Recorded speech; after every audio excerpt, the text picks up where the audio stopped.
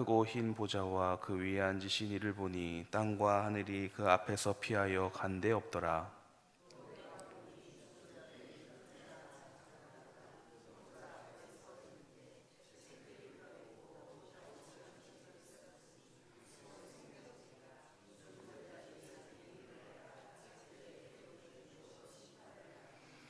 바다가 그 가운데에서 죽은 자들을 내주고 또 사망과 음부도 그 가운데에서 죽은 자들을 내주매 각 사람이 자기의 행위대로 심판을 받고.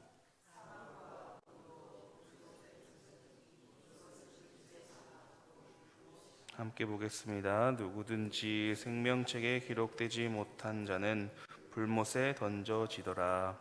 아멘. 하루의 이 첫 시간을 또 구별하여서 드리는 우리의 삶 위에 주님의 크신 은혜와 평안이 가득하기를 소망합니다. 오늘 본문 말씀은 창조주이신 하나님께서 이제 모든 것을 다시 바로 잡으시는 최후의 심판 자리를 장엄하게 그려주고 있습니다. 우리 기독신앙은 분명한 끝이 있습니다. 그것은 바로 이 최후의 심판이 있다는 사실입니다. 결국 우리는 하나님의 거룩하신 공의와 측량할 수 없는 은혜를 깨닫게 되는데요. 오늘 말씀을 보시면서 이렇게 이미지가 그려지셨는지 모르겠습니다. 몇 개의 키워드가 눈에 보입니다. 크고 흰 보좌, 그리고 그곳에 앉으신 이, 그리고 책, 그리고 또 생명책, 이렇게 키워드가 몇 개가 떠오릅니다. 이것들이 무엇을 의미하는 것인지, 또 하나님의 뜻은 무엇인지 알아가보는 시간이 되고자 합니다. 이 사도 요한은 환상 가운데 크고 흰 보좌를 봅니다. 이 11절인데요. 우리 함께 다시 읽겠습니다. 또 내가 크고 흰 보좌와 그 위에 앉으신 이를 보니 땅과 하늘이 그 앞에서 피하여 간데 없더라. 이 크고 흰 보좌는 흠없고 순결하신 하나님의 절대적인 그 거룩성과 유일하신 통치권을 상징합니다.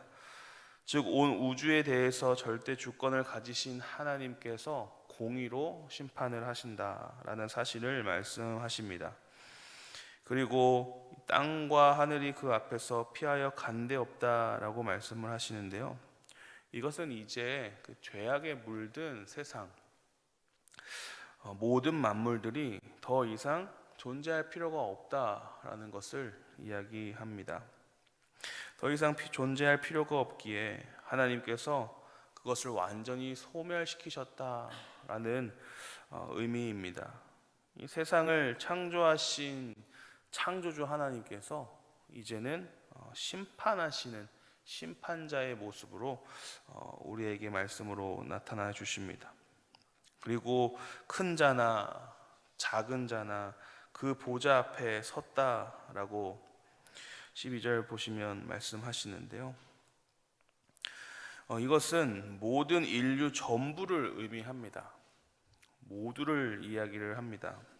모든 사람이 흰 보좌 앞에 서 있고 심판을 받게 됩니다. 여기서 우리가 오해하지 말아야 할 것은 모든 사람이라고 했을 때에 성도도 포함입니다. 즉 그리스도인도 비그리스도인도 모두가 그 흰 보좌 앞에 서게 된다라는 말씀이죠. 바다도 사망도 굴복하여 모든 이들을 다 내어줍니다. 하나님을 대적한 사람들도 또 악한 사람들 또한 흰 보좌 앞에 서게 된다라는 것이죠. 이렇게 하나님 심판대 앞에는 모든 이들이 서게 됩니다. 그리고 이 심판대 앞에서는 누구도 숨을 곳이 없습니다.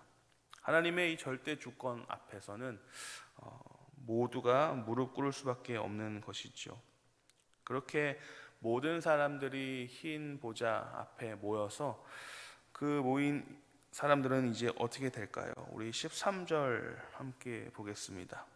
바다가 그 가운데에서 죽은 자들을 내주고 또 사망과 음부도 그 가운데에서 죽은 자들을 내주매 각 사람이 자기의 행위로 심판을 받고, 각 사람이 자기의 행위로 심판을 받는다라고 말씀을 하세요.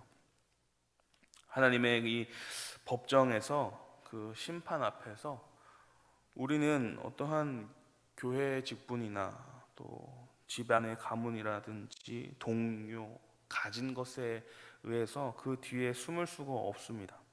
철저하게 홀로 하나님 앞에 서는 것입니다. 세상에서 가장 높은 지위와 권력과 부와 학식, 외모 등 모든 걸 가진 사람들일지라도 이 심판대를 피할 수는 없습니다. 또한 남을 대리로 세울 수도 없죠. 오직 자신만이 자신에게 내려진 그 판결을 따라야 합니다. 이것이 하나님의 원리이고 또 영적 원리입니다. 우리가 사는 이 땅에서는 가만 보면 어떠한 권력이나 재물이나 또 사람들의 눈을 속이고 어떠한 법적인 틈을 만들어서 재판의 결과를 바꿀 수 있는지는 모르겠습니다.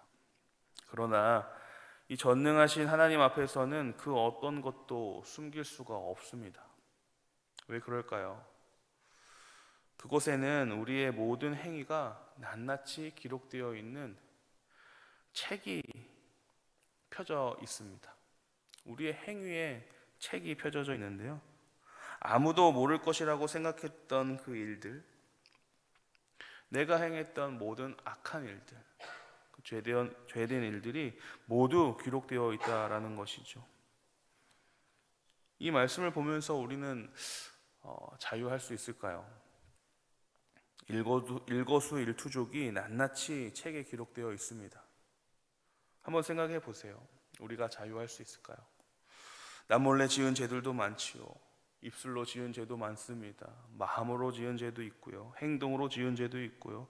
그 악한 일들이 선명하게 다 기록이 되어 있습니다.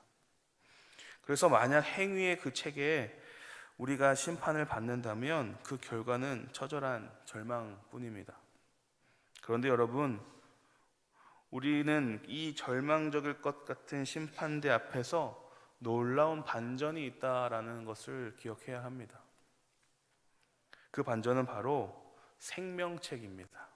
15절 말씀 우리 함께 읽겠습니다.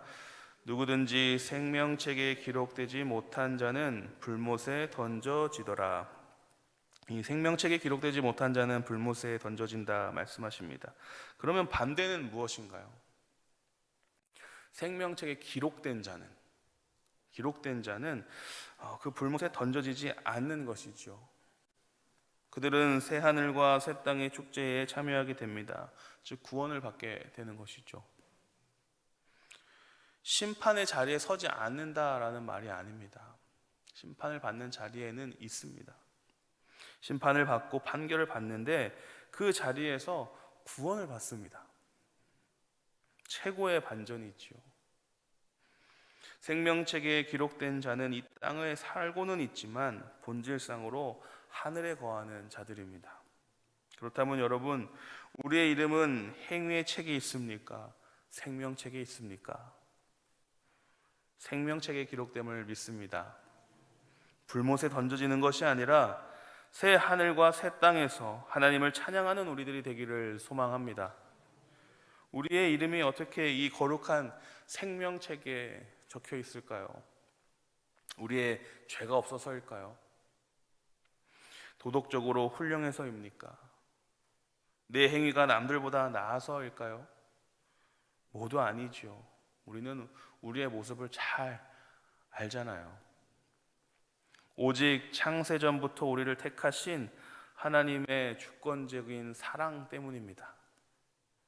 하나님께서 친히 어린 양 예수 그리스도를 대속 사건을 주시고 그 사건을 믿음으로 수용한 자들의 이름을 그 생명책에 다 기록해 주셨습니다. 그래서 여러분, 우리는 기억해야 됩니다. 우리가 생명책에 기록될 수 있는 것은 오직 은혜입니다. 우리의 더럽고 추한 행위의 그 죄값을 십자가에서 대신 치러주시고 피 흘려주신 예수 그리스도의 그 대속의 사랑, 그 은혜 때문입니다. 하나님께서 우리의 행위의 책을 덮으시고 생명책을 열으시고 우리를 향해 너는 내가 사랑하는 자녀다 라고 선언해 주실 줄로 믿습니다. 이것이 바로 우리가 믿는 오직 은혜이고 또 복음입니다. 그래서 여러분, 힘 보자 심판은 우리에게 두려움이나 공포를 주는 그 시간이 아닙니다. 하나님의 은혜로 구원받은 우리들에게 이 심판대는 하나님의 공의가 나타나고 하나님의 공의가 실현되고 하나님의 공의가 완성되는, 최종적으로 확증되는 가장 영광스럽고 벅찬 승리의 자리가 됩니다. 여러분 기억하시기 바랍니다. 이 땅에서 우리의 가장 큰 기쁨은 다른 것이 아니라 우리의 이름이 생명책에 기록되어 있다라는 것입니다. 오늘 하루가 시작되었습니다. 우리가 하루를 살아갈 때에 나의 이름이 생명책에 선명하게 기록되었다라는 그 구원의 감격을 다시 한번 가슴에 뜨겁게 품으시기를 축복합니다. 삶의 고난과 현실의 무거운 짐 앞에서도 영원한 그 생명을 소유한 자로서 그 태도를 가지고 담대히 나아가는 저와 여러분이 되기를 소망합니다. 우리 함께 말씀을 기억하시면서 기도하도록 하겠습니다. 먼저 내 이름이 생명책에 기록되어 있다는 그 벅찬 구원의 감격이 우리 안에 회복되면 좋겠습니다. 나를 짓누르고 있는 현실의 문제보다 영원한 심판에서 나를 건지신 그 십자가의 은혜가 더 크다는 것을 믿음으로 고백하며 나아가겠습니다.